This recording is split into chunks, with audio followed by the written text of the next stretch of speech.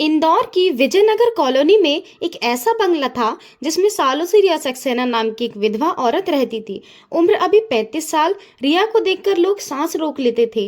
गोरा रंग, लंबे घने बाल, काले जो कमर से नीचे तक लहराते थे, आंखें बादाम जैसी, काजल की एक मोटी लकीर, होंठ गुलाबी, और जब वो मुस्कुराती तो लगता था जैसे कोई पुरानी हिंदी गाना बज रहा हो। 7 साल पहले उसका पति अभिषेक सक्सेना एक भयानक रोड एक्सीडेंट में चल बसा था। अभिषेक बड़ा बिजनेसमैन था, कपड़े का कारोबार। शादी के 5 साल में रिया को कभी प्यार का एहसास तक नहीं हुआ। अभिषेक रात को देर से आता, सुबह जल्दी निकल जाता, कभी कभी तो हफ्तों विदेश रहता। रिया ने कभी शिकायत नहीं की, बस चुपचाप अंदर ही अंदर सूखती चली गई। एक्सीडेंट के बाद रिया ने मकान के सारे दरवाजे खिड़कियां बंद कर लिए। बाहर सिर्फ दूध वाला, सब्जी वाला और डाकिया आता। मकान बहुत बड़ा था, नीचे विशाल हॉल, ड्राइंग रूम, एक पुरानी लकड़ी की लाइब्रेरी, किचन, डाइनिंग रूम, 3 ऊपर बड़े कमरे, मास्टर बेडरूम, गेस्ट रूम और अभिषेक का पुराना स्टडी रूम। पीछे बड़ा सा बगीचा था जिसमें कभी गुलाब, चमेली और मोगरा की खुशबू आती रहती। अब सिर्फ जंगली घास और कांटेदार झाड़ियां। घर में सिर्फ 3 लोग थे। माली चाचा जी, रामस्वरूप 68 साल, जो रोज सुबह फूलों से बातें करते रहते। रसोई वाली बुआ कमला बुआ 60 साल, जो रिया को अपनी बेटी मानती थी। और तीसरा नया नौकर जिसका नाम था आदित्य यादव, उम्र 27 साल। आदित्य उत्तर प्रदेश के छोटे से गांव बांदा का था। कद 5 फुट 11 इंच, गेहुआ रंग, चौड़े कंधे, बाजू पर गांव की मेहनत की लकीरें, आंखें गहरी काली जिनमें एक पुराना दर्द और एक नया सपना दोनों छुपे थे। उसकी माँ बाप 2017 में डेंगू से चल बसे। छोटी बहन प्रिया 20 साल अब गांव में अकेली थी। आदित्य ने ट्रैक्टर चलाया, ईंट भट्टे पर काम किया, ट्रक ड्राइवर भी बना, पर पैसे बच नहीं पाते थे। बहन की शादी का एक ही सपना था।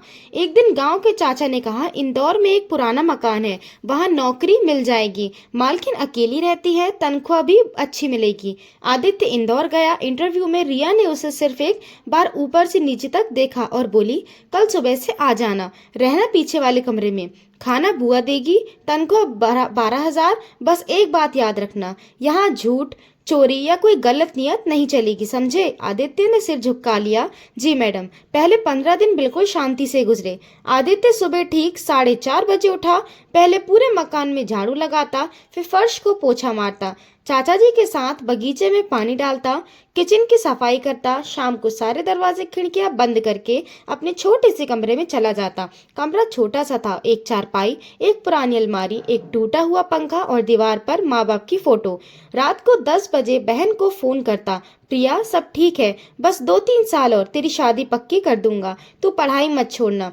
रिया ऊपर अपने कमरे में रहती थी, नीचे सिर्फ सुबह चाय पीने और रात को खाना खाने आती। कभी कभी आदित्य को देखती, पर नजरें मिलाते ही झुक जाती। फिर आई वो जुलाई की रात। इंदौर में बादल फट पड़े, बिजली कड़ाके की थी, हवा इतनी तेज कि पेड़ झूम रहे थे। मकान की सर्दी पुरानी छत से अचानक पानी टपकने लगा, पहले धीरे धीरे फिर तेज। रिया घबरा कर उठी, बेड पर पानी की बूंदें गिर रही थी। वो दौड़कर नीचे आई। आदित्य, आदित्य कहाँ हो? आदित्य बगीचे में था, बारिश में भीगते हुए बर्तन कपड़े समेट रहा था। उसने आवाज सुनी तो दौड़ा आया। उसकी सफेद बनियान पैजामा पूरी तरह भीग चुका था। पानी की बूंदें उसके कंधे से होती हुई सीने पर लुढ़क रही थी, मांसपेशियां साफ दिख रही थी, गांव की मेहनत की निशानियां। रिया की नजर एक पल को ठहर गई। पहली बार उसने उसे मर्द की नजर से देखा। ऊपर छत टपक रही थी।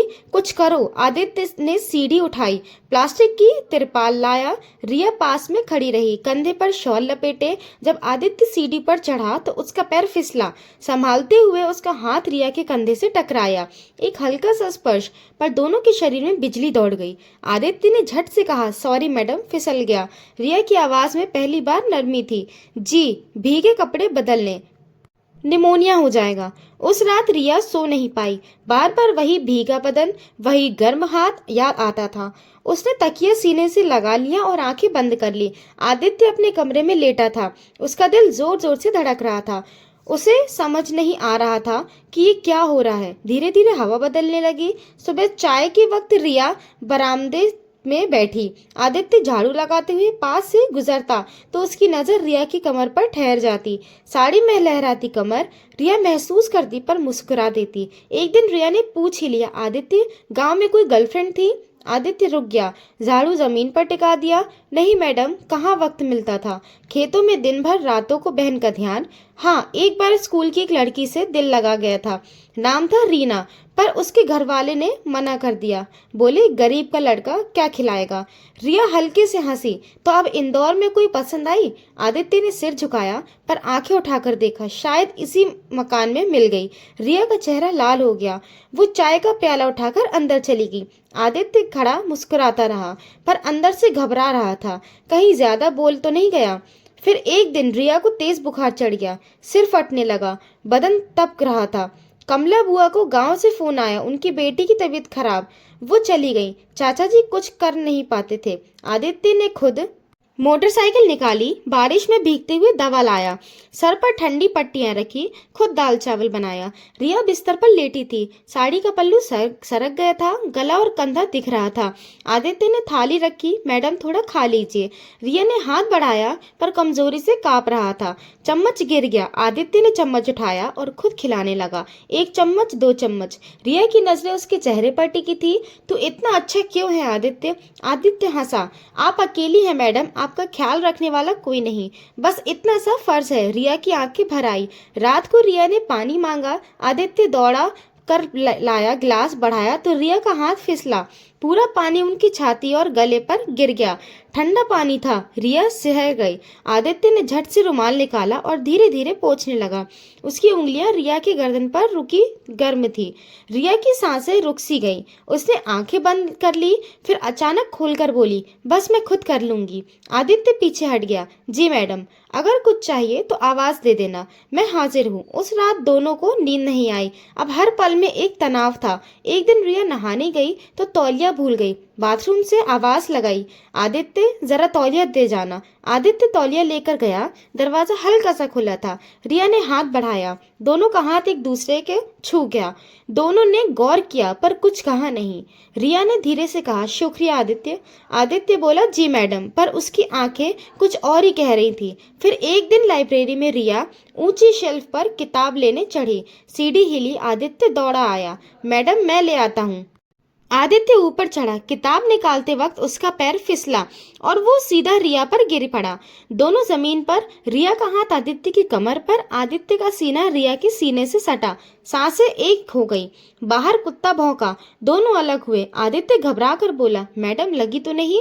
रिया ने साड़ी ठीक करते हुए कहा, नहीं मैं ठीक हूँ, तू ठीक है? दोनों की सांसें तेज थी। उसके बाद रिया अपने कमरे में गई, दरवाजा बंद किया और आईने के सामने खड़ी हो गई। ये क्या हो रहा है रिया? वो सिर्फ तेरा नौकर है। पर दिल ने कहा, तो क्या हुआ, दिल तो इंसान का होता है। फिर दिवाली का वक्त आया। कमला बुआ और चाचा जी गांव चले गए। मकान बिल्कुल खाली। रिया ने कहा, आदित्य तू भी चला जा अपनी बहन के पास। आदित्य बोला, नहीं मैडम, आप अकेली कैसे रहेंगी? 7 साल से आप अकेली दिवाली मना रही हैं, इस बार मैं आपके साथ हूँ।